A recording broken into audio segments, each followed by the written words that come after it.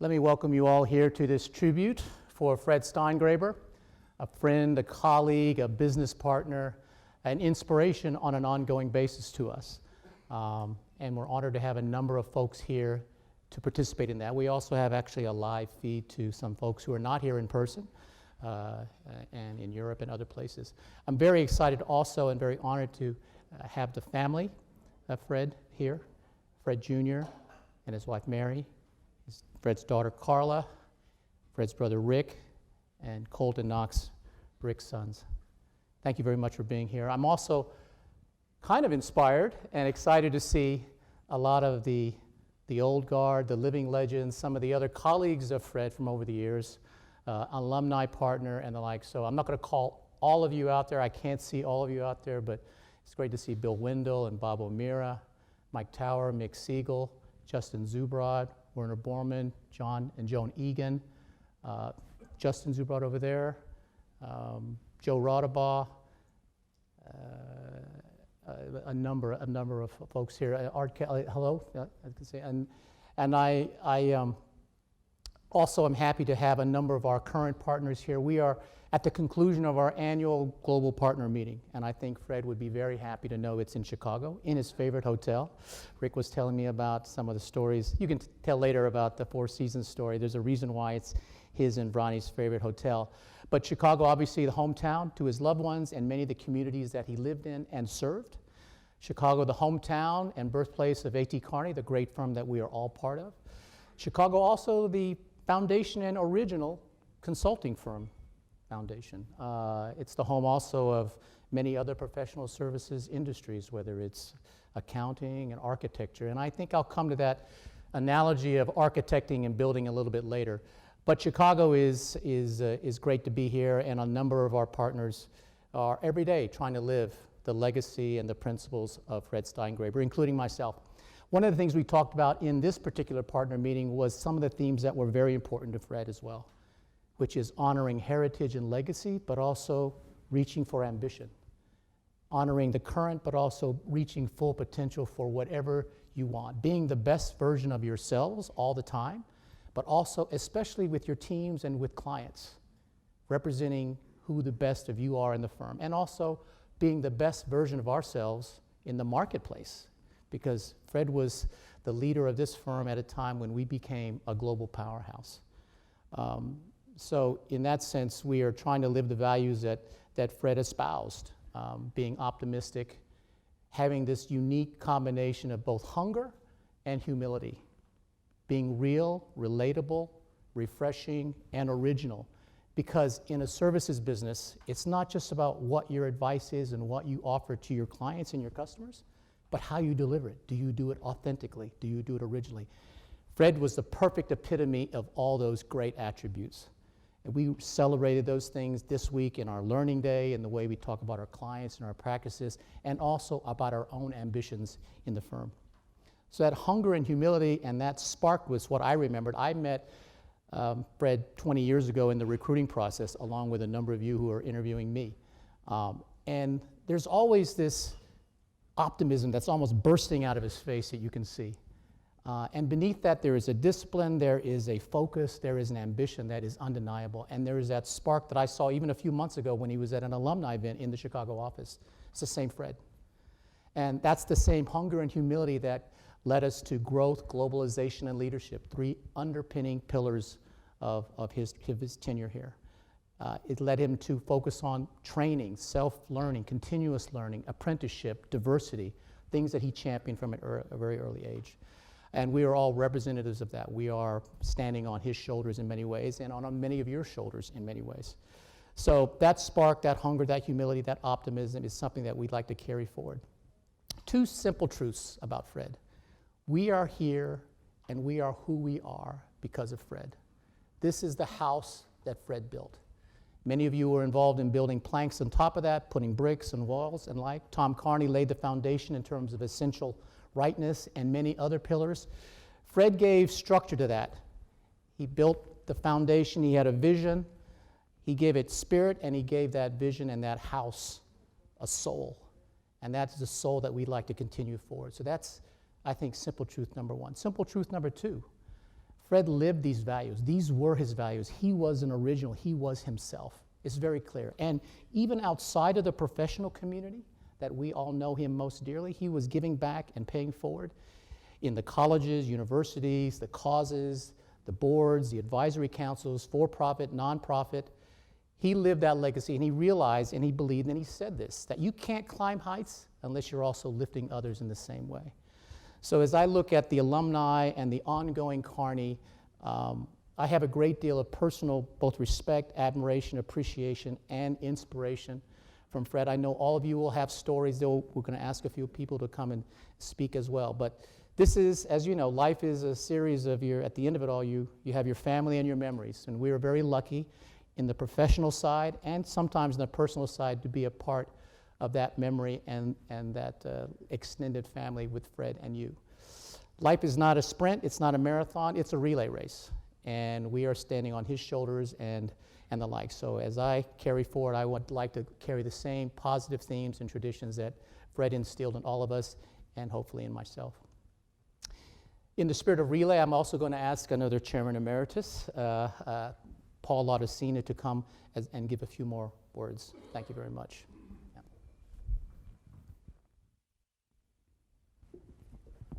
Thanks, Alex. Thank you, Alex.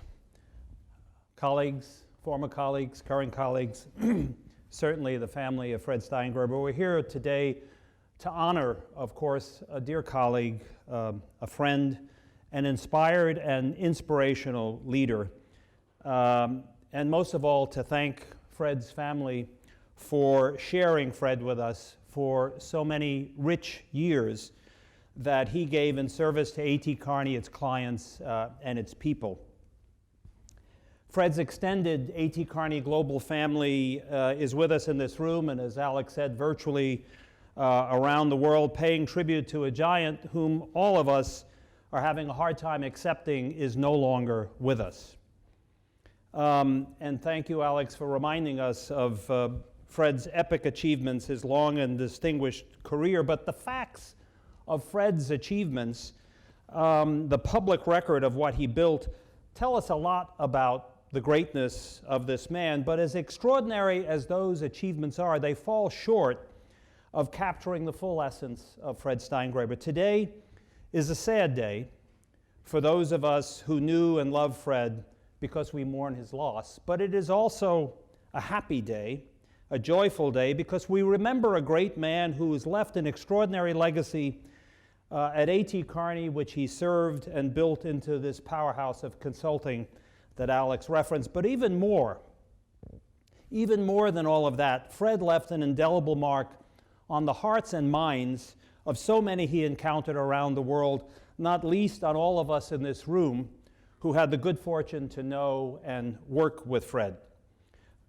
But his influence actually stretches to countless others beyond the walls of this city, which he loved and served so well, and throughout the world, which Fred crisscrossed tirelessly with passion and purpose, quietly inspiring those he encountered, not just in A.T. Kearney, but in the 15 corporate boards he served on in his lifetime, the 18 not-for-profit boards that he served on, the 5 advisory boards. He left his mark of years of dedicated service in all of those forums.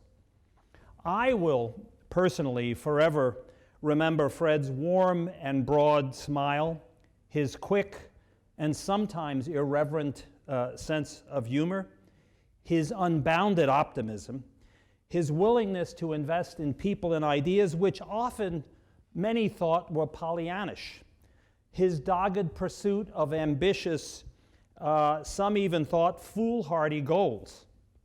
Those are all traits which I'm sure everybody in this room that knew Fred can recount seeing in Fred, and which so many have memorialized in the messages captured in the Book of Remembrances, which Alex will present Vroni and the family later.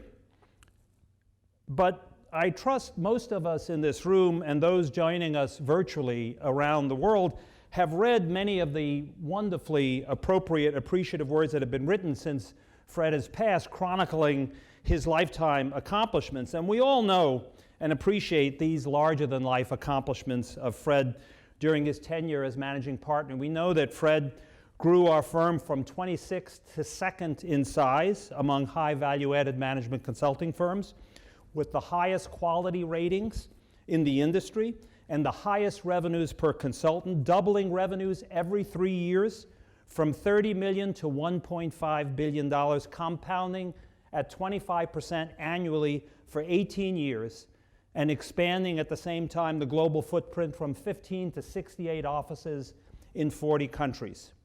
So we know all of this about Fred, but we know so much more. We know that he was a global visionary. Frankly, Fred was a global visionary before any of us knew what being a global enterprise meant. But all of those accomplishments notwithstanding, I really want to spend a few minutes remembering Fred as the incredibly hardworking, principled, capable, reliable, funny, warm, generous person that he was. Despite all of that success, Fred was never drunk on his own success. He always had time for everyone he encountered, from the receptionist to the most troubled or troubling partner to the most challenging client. So many of us have anecdotes of Fred's creative, playful sense of humor, which he knew just how and when to use to help defuse difficult situations and to break down barriers and build a real sense of team and camaraderie. Fred also knew full well who he was, what he was capable of, and never shirked at taking on a tall task which others would have fled. A case in point.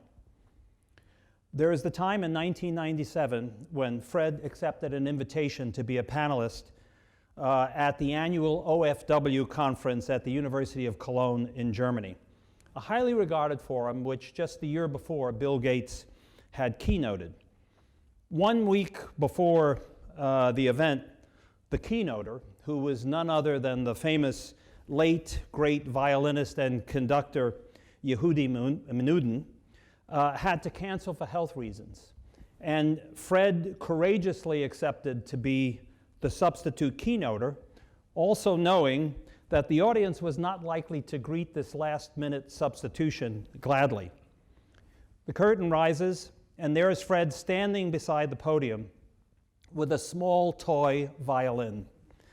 And he said that his ability to play the violin was as limited as the size of the instrument he was holding, so he hoped that the audience would forgive him and not require him to play the violin, but rather to speak to his strength and talk about a different subject. Obviously, he completely disarmed the audience, and they loved the presentation that Fred was able to give. And there are many in this room here today. I see a couple of you who were part of that 75th anniversary meeting in Arizona, at which the senior leadership team transformed to debut as the Wild Bunch of Management. Bill Best, you're here, right? Somewhere? I think you were among, who else? Anybody else was in that? Oh yeah, John Egan, sure, to be sure. Well, it took weeks of secretly practicing. They're way out of your comfort zones, I think it was fair to say, right, John and Bill? To deliver comedy and dance routines astride Harley Davidsons, bedecked in leather jackets, bandanas, headbands, facial hair. And I remember sitting next to the wife of one of our management team members, and she looked shocked when she saw her husband on the stage in a whole new light, having had no idea what he was sneaking off to do over the course of weeks of preparation that Fred had sworn the whole group to secrecy about. So Fred was able, time and time again, to use his mischievous and creative sense of humor, not just to have fun for fun's sake, but also to build a cohesive sense of team and engagement. Now, we live in an extraordinary time when principle, purpose, value-based, inspired and inspiring leadership has become a rather scarce commodity. And Fred's years of consistent, persistent, dogged pursuit of excellence and success based on the purposeful pursuit of delivering high value is a beacon to all of us today who might question being able to be both principled and successful. Fred was able to do that, and my mind, as perhaps many of yours, is flooded with so many vivid memories of Fred. I recall so many times of great fun, of intense work, of close collaboration, of clear and compelling leadership. I remember the first day I met Fred, over 30 years ago, when he participated in one of the senior leader meetings that I was running while at the Stanford Research Institute in Palo Alto, California. And he began this long, persistent, and inimitably successful process of convincing me to join this up-and-coming A.T. Kearney, frankly, a small firm I'd never heard of, and which SRI was 10 times bigger, offering an inspiring image of how he intended to fashion the future of the firm against substantial headwinds, which he readily acknowledged. But as he approached most things, he wouldn't let the odds get in his way. Rather, he doggedly, courageously, and inspirationally pursued his goals until he achieved them. Now, Fred knew what he was up against in the highly ambitious course he set for A.T. Kearney, a small and somewhat parochial firm when he took on his leadership role, and Fred thought big, and he wasn't cowed by the odds. And when he set these goals that Alex mentioned of growth, globalization, and leadership for the firm, there were many who thought that these were simple, unachievable platitudes. But no, Fred had a very specific vision that he was pursuing, and what's more, he had a blueprint behind it, and to the surprise of only those who didn't know Fred, he absolutely achieved what he set out to achieve. He built A.T. Kearney into a global firm with extraordinary sustained growth, making contributions to towering leadership in the private and public sector. As Alex said, Tom Kearney founded our firm, but Fred Steingraber built A.T. Kearney into the modern powerhouse few thought possible when he took the helm. Now, my fondest personal memories of Fred are those for which I'll be forever grateful to him around the establishment of the Global Business Policy Council. Fred hired me 30 years ago to execute against his vision to help globalize the firm and to establish a forum which would engage global leaders in an informed dialogue on the most critical strategic issues challenging society. And there was great skepticism among the partnership that we could achieve such a vision, but Fred never wavered. Even when others did, he thought big and bold and was prepared to do what was necessary to get the job done. You know, and when we look back on successful ventures, we tend to want to glorify the path that led to success.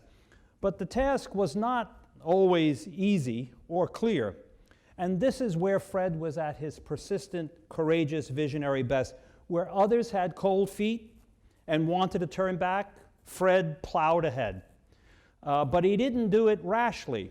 He had high and demanding standards which he held himself to and everyone with whom and in whom he invested. I have one of those memories of Fred setting the bar high, and all of you, I'm sure, who've worked with him have your own memories. We were preparing for the 1995 CEO retreat of the Global Business Policy Council to be held in Washington, D.C. And back then, the Speaker of the U.S. House of Representatives, Newt Gingrich, was the hottest property in American politics and the most difficult speaker to secure. And so there I am reviewing with Fred, and Fred always spent hours rehearsing, going over, trying to understand better how he could master the subject that was before him. And so there I am reviewing with Fred, asking 1,000 questions about where are we going to be, how's this going to work, and so forth. We came to the keynote speaker that I had proposed, and he said, why don't we get Newt Gingrich? And, you know, as a Washingtonian, I tried to explain to him that this was near impossible, given whom Newt Gingrich was and also who we were at the time. But Fred listened to me, and unfazed, he said, "I'm sure you could find a way. Go and do it." The bar was set. It was clear. On opening night, the odds were long. Newt Gingrich was our keynote speaker. Fred did this by making us believe in ourselves and in what we could achieve if we set high standards, used our imagination, and worked as hard as we could. Throughout it all, we always knew Fred had our back. He prepared diligently, as I said, for everything he did, and he reserved the highest standards for his own performance. He made it all look easy in the end because of the effort that he put into it. Excuse me. I can still see Fred sitting in the front row of any partner meeting, taking copious notes on everyone's presentation. Frankly, when the presentation didn't even seem to be noteworthy. But Fred always gleaned the best. He always found something out of whatever he was presented and figured out how to inspire us to make it better. Even in his post-A.T. Kearney later years, Fred demonstrated how he was still very much up for a challenge by moving out of the private sector comfort zone that he knew and jumping into the public sector. In 2008, Fred was elected president and chairman of the board of trustees for his hometown village of Kenilworth, Illinois, not far from here. This was the price Fred paid for successfully leading a Blue Ribbon Commission strategy to find a way for the town to manage its chronic budget deficits. It was not a small task. But Fred stood behind the strength of his recommendations and was prepared to roll up his sleeves to implement them, something we in A.T. Kearney take pride in. And within 1 year of taking office, the town's budget was balanced without raising taxes through Fred's creative use of a combination of tools from his A.T. Kearney toolkit: shared services, outsourcing, building consortia with other communities facing similar problems. So Fred really did it all: private and public sector, nonprofit, community engagement. But for all of these extraordinary professional achievements, the Fred I remember most fondly was a kind and caring man, sensitive to the needs and concerns of everyone around him. He could always bring a smile to your face, even in the midst of the most demanding and troubling situations. He used to send countless notes to anyone who was having a difficult time, a troubling health or family situation, or was simply in need of encouragement or a pat on the back. Truly extraordinary. He enjoyed people, had a thirst for new ideas and insights, and an appetite for diverse inputs years before diversity was a purposeful social goal. Fred listened, he learned, and always found room to grow every day in new ways. He was the quintessential community leader, engaged in and leading countless causes and organizations, contributing so much to so many beyond his reach. Above all else, I will always remember Fred as a man of extraordinary character, a moral man, committed to the essential rightness on which Tom Kearney founded our firm. A giant, Fred was and has been taken from us, but he will never be forgotten by all of us who he has touched. May he rest in peace, and may you, the family that are here, and Vroni, be comforted to know that so many of us are honored and inspired to walk in his shadow. Thank you.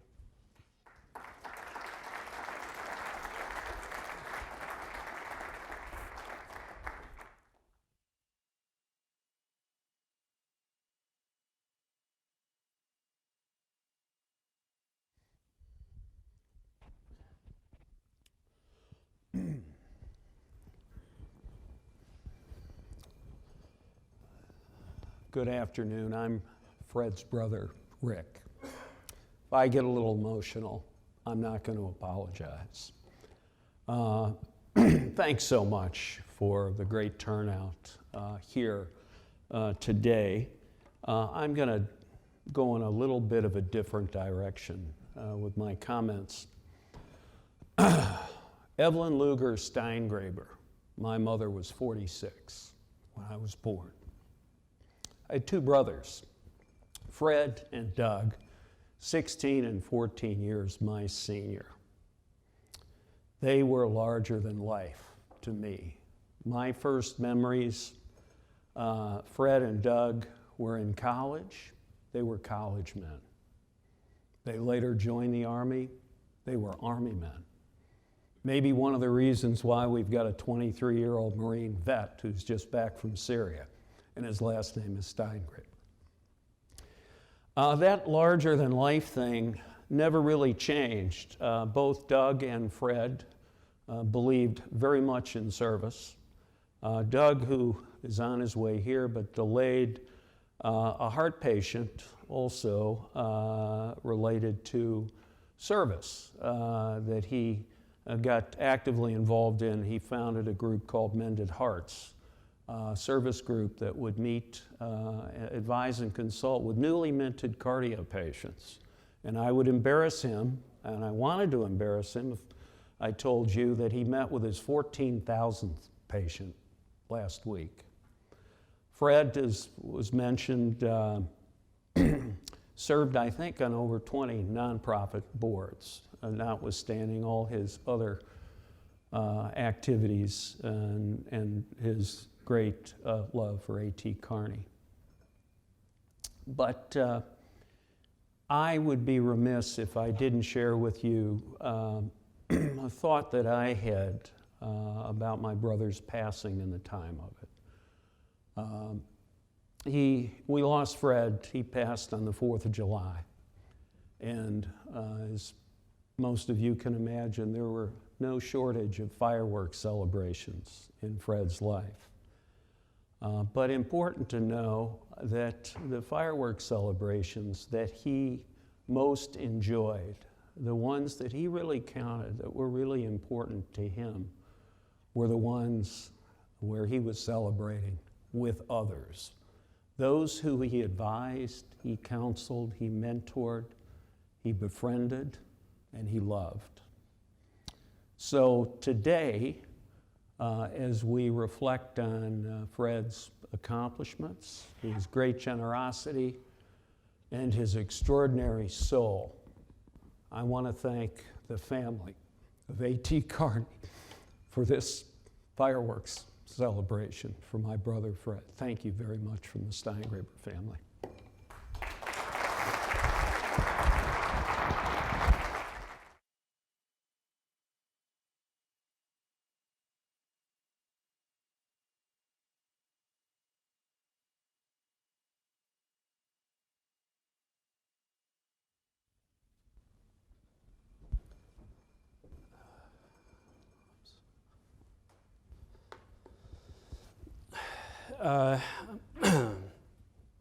I'm Fred Jr.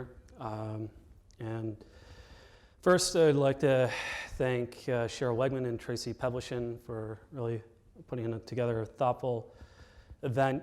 I know my father would have been very excited to attend something like this, to reconnect with past alumni and partners, and as well as current partners at Kearney. And certainly would have been very humbled by what we've heard here so far today, and the messages that we've received over the last 2.5 months since his passing. My father was very much a true brand ambassador of Kearney, so much so he had a personalized license plate that said A.T. Kearney #1 for 30 years, regardless of the cars that always came with. And regardless of, well, I would say he loved Kearney so much that my sister and I, for at least 18 years, knew that whether it was a birthday present or a Christmas present, we would get some sort of Kearney swag, whether it was golf hats, sweatpants, t-shirts, so much so that my grade school friends never heard of Kearney University and wondering what is going on here, who's Kearney and where do they play. So But those are some really fond moments, getting those gifts. I know, kind of wrap it up. He wouldn't have accepted his success without acknowledging, obviously, support from his family, and obviously my mother, who's a very strong and German woman, and kept him on his toes. But obviously from the hard work and the brilliance and the passion of the Kearney partners getting behind him and supporting him and his vision. And I know that meant an incredible amount to him and really solidified his legacy and his willingness and determination to be with Kearney for his lifetime. So that's all I can think of right now. So thank you very much.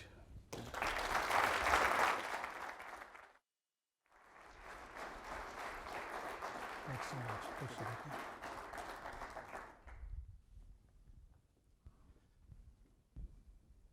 I want to thank you all again for coming and speaking and being with us. This is a great family in all ways. It's a great community, fellowship and harmony and respect for Fred's legacy. So thank you again, all of you, for being here. We cannot comfort your loss, but we have tried to collect as well memories from around the world about how Fred touched all of us, and I'm very honored to be able to collect that in this nice little summary here. We'd like to make that available to you. You have many of the folks who wrote these articles in here, so you can question them as well. But again, it's a small token of our appreciation for all that you have done to give the gift of Fred to us, and we will try to take his gift to us to the rest of the world in our ways. Thank you very much. That concludes our formal ceremony.